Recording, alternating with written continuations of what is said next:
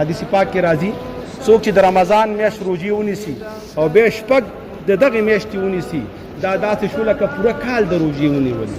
ځکه صورت انعام یو آیات دی من جاء بالحسنه فله 10 امثالها. چا چې یوه نیکي وکړه هغه ته به لس چنده ثواب میلاویږي. نو د رمضان میاشت مونږه ونیوله نو هغه په لسو کې ضرب شوي داسې شوي چې مونږ لس میاشتې روژې ونیولې.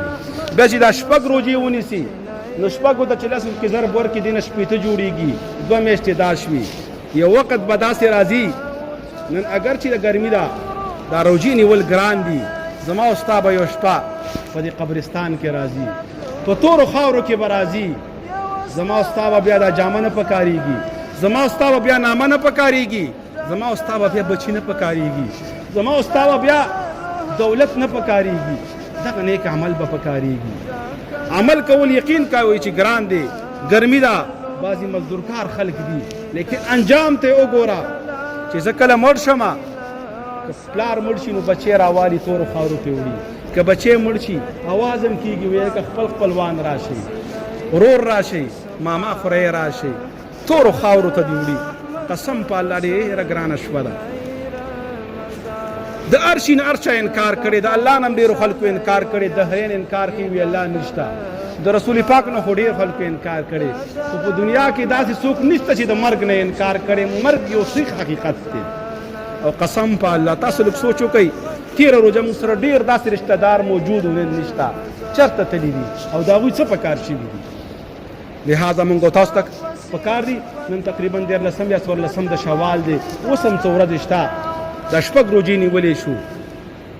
رب العالمین بهانه غواړي د مغفرت دپاره چې بنده ته مغفرت وکړي لیکن د بنده ته هم لږ طلب پکار دی لږ زړه کې هغې طرف ته ورمنډه کول پکار دي. رب العالمین فرمایي سارعو یوې لږه جلتي وکئ سابقو یوې سبقت وکئ یو بل نه مخکې شئ څه ته الی مغفرت بخښنې ته. ګناهونه زموږ نه ډېر کېږي خواهش پسې روان یو چې څه زړه غواړي هغه کوو دین نه ډېر زیات لرې یو خو یو ورځ شته چې رب العالمین ته به زما او ستا ودرېدل وي او د ذرې ذرې حساب به زما او ستا کېږي. لہذا نیکو اعمالو کې جلتی کول پکار دي نیکو اعمالو کې سبقت پکار دی په نیکو اعمالو باندې ځان ستړی کول پکار دي. بیا د شپږ روژو ډېر حکمتونه دي علماو لیکلي دي لیکن وخت کم دی. انشاءالله وعده ده چې دا شپږ روژې به نیسو او بیا علما فرمایي که یو ځای دې ونیولي هم ټیک ده شپږه که جدا جدا دې ونیولي هم ټیک ده او که څه دې ونیولي څه پاتې شوي بیا هم مستحب عمل دی فرض نه دی لازم نه دی د الله نه دا امید دی مونږ کمزور یو الله به مونږ ته د ټول کال او د ټول عمر ثواب او اجر راکړي او هغه تورو خاورو کې به زمونږ دا پکار شي. لومړي حدیث کې نبی پاک علیه السلام فرمایل من صام 6 ایام بعد الفطر چا چې روژې ونیولې شپږ وروسته د اختر نه نو دا به شي په چې د ټول کال روژې ونیولې کانا تمام السنه. او بل حدیث کې دی نبی پاک علیه السلام فرمایي من صام رمضان چا چې میاشت د رمضان روژې ونیولې ثم اتبعه 6 من شوال او بیا دې پسې تابع کړي شپږ نورې د شوال. نبی پاک علیه السلام فرمایي کان کصیام الدهر ودا داسې شو لکه د ټوله زمانه روژې ونیولې ټوله میاشتې روژې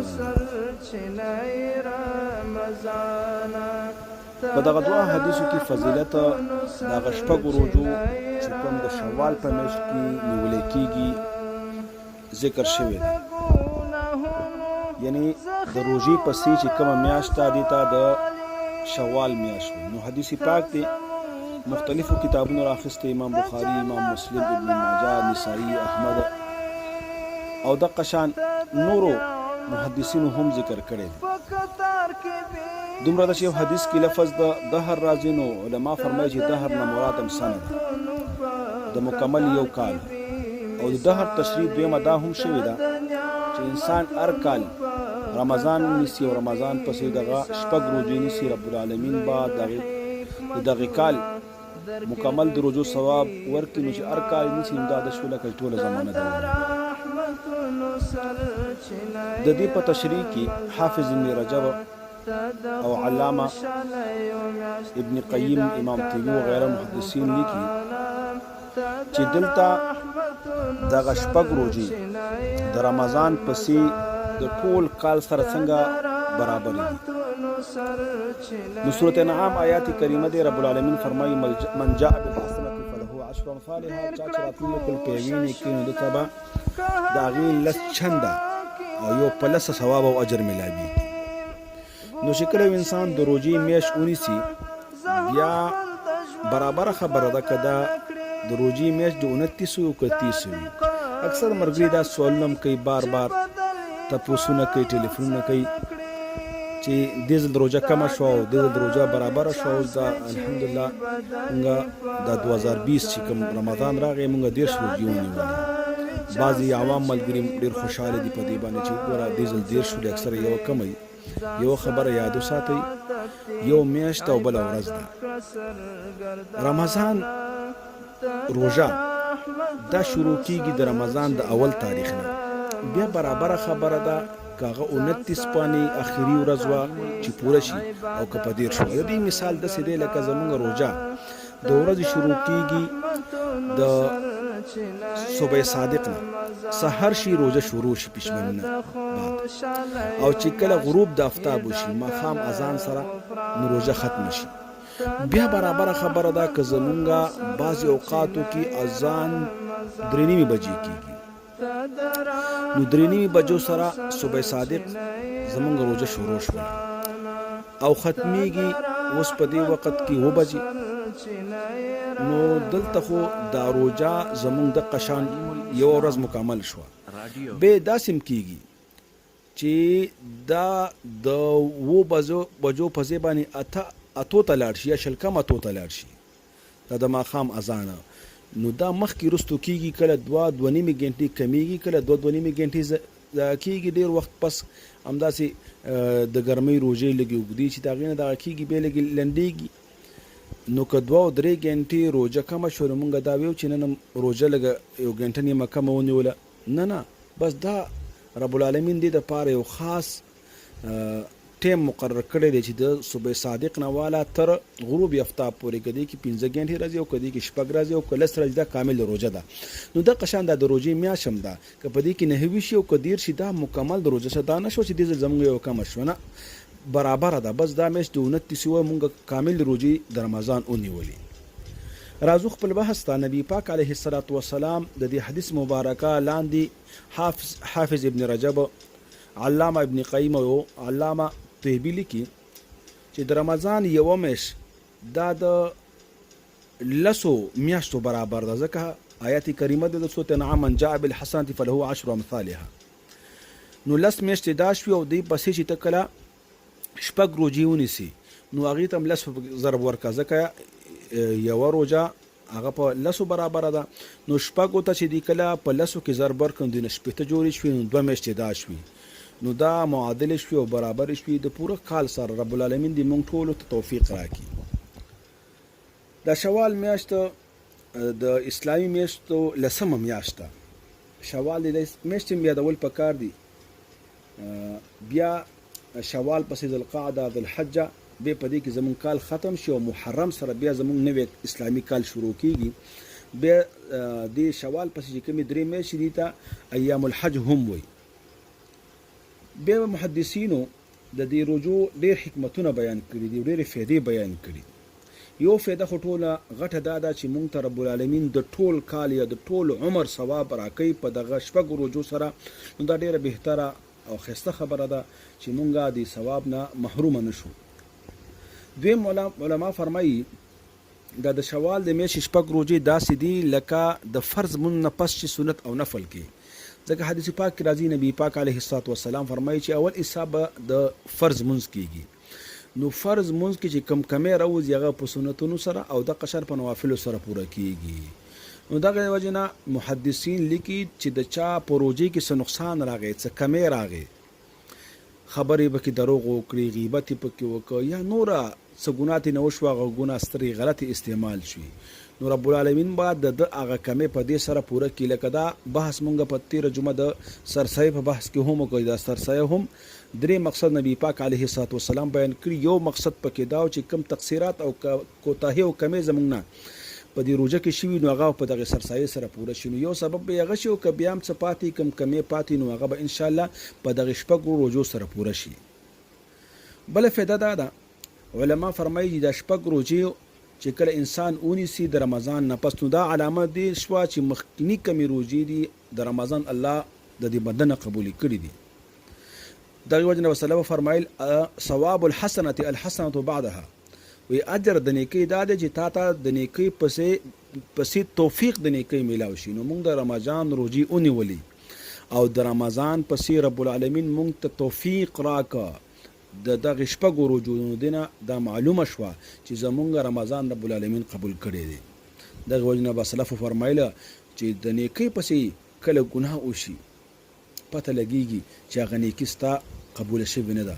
په باب د صلات کې رب العالمین فرمایي ان الصلاة تنهى عن الفحشاء والمنکر، دا فرض منځ او مون په پابندۍ سره کول او په ښې طریقې سره کول د منکرات او د ګناهونو نه رب العالمین دا بنده څه کوي منع کوي په دې سره. نو چې کله تا نیک عمل وکړه رمضان روژې دی ونیولې او د هغې پسې بیا تا ته د نورو نیکو اعمالو ثواب نیکو اعمالو هغه توفیق الله درکړو نو دا د دې علامه شوه چې رب العالمین ستاسو نه هغه روژې قبولې کړي دي.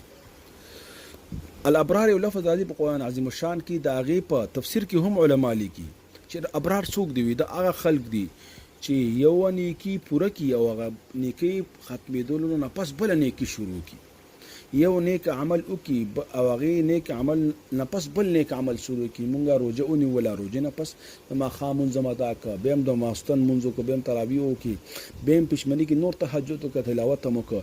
نو دا ټول د دې علامې دي چې انسان په ابرارو کې هغه نیکانو بندګانو کې راشي.